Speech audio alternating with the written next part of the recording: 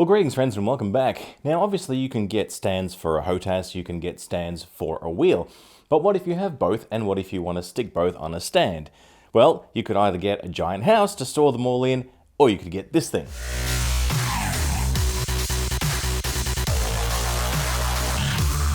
So without 10 hours of bullcrap and ads like most YouTubers do, here it is in its final form. The Wheelstand Pro attached to the G920 and stick and pedals wheel, as well as the T16000M and the TWCS throttle from Thrustmaster. So let's go through quickly how I've attached them and how to use it in both its beast mode configuration, which is what it's in now, and also individually as the Wheelstand and HOTAS stand thing. The other thing you won't see me do is a painful unboxing video, which will go for about 6,000 hours. This does come in many different parts and it takes quite a while to put together. But once it's together, it all works on these clamp systems, which is basically the same clamp that you'll have on your bicycle seat for comparison.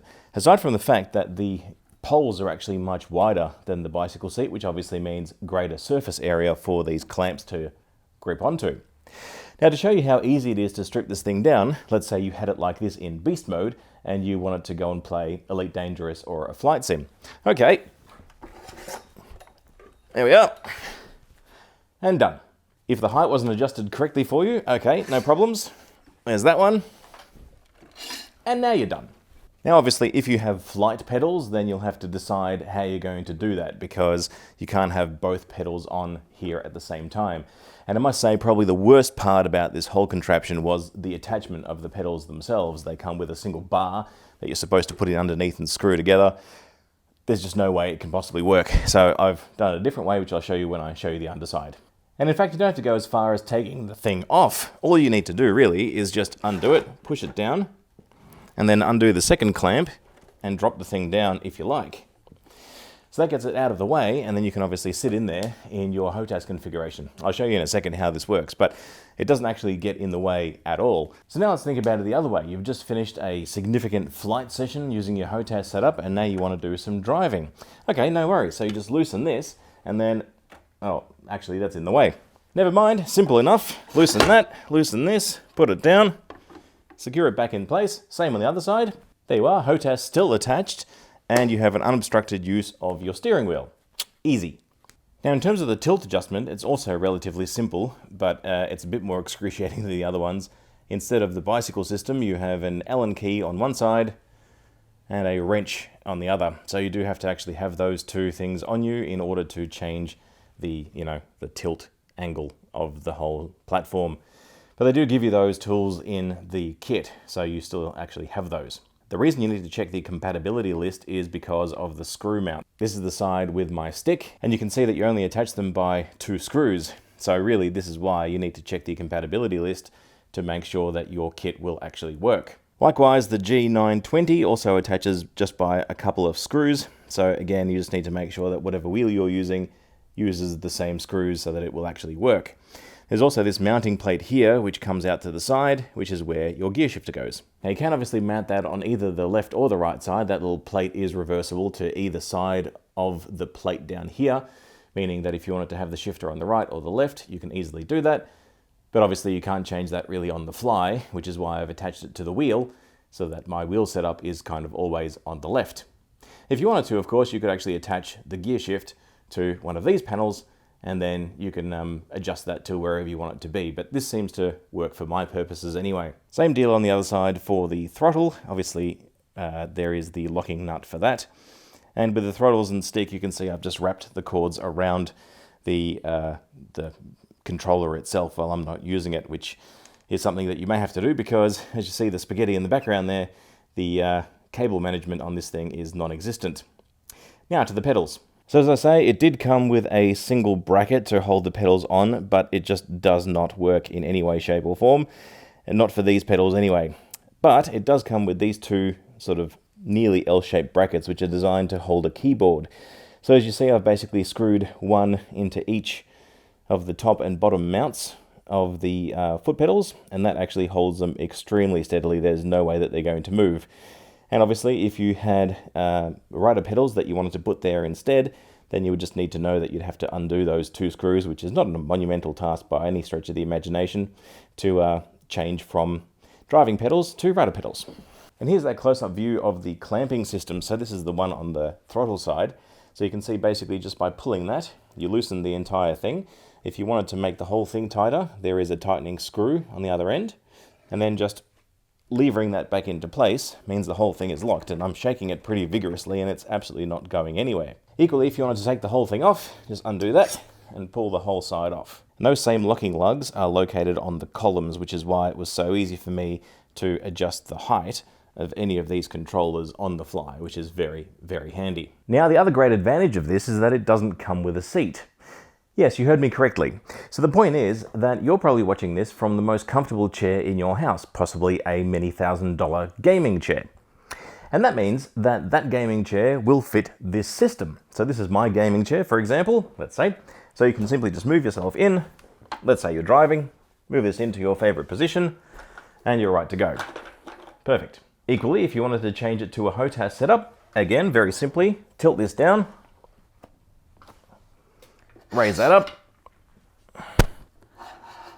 to wherever you like it, and there we are. Now again, the tilt adjustment might be a bit of a pain the first couple of times you use it, but again, if you're gaming from the same chair every time, then the tilt doesn't need to be changed. It's going to be a one-time setup only deal. Now, I mentioned cable management before, but ironically, because you've got other things attached to it, you can actually use those things as your cable management. So for example, feed that through the steering wheel and plug it into your PC, gets it out of your way.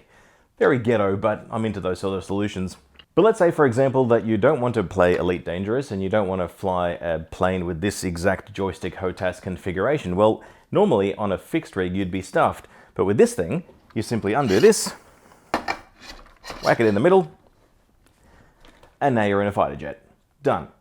Equally, if you want to get super realistic for your hand feel and you're flying something like, I don't know, an Airbus A320 or a Cirrus jet or something that has the stick on the left and the throttle on the right, well, you might have to adjust your sticks a little bit, but aside from that, it's about that easy to swap those 2 things around, and now you're in a jetliner.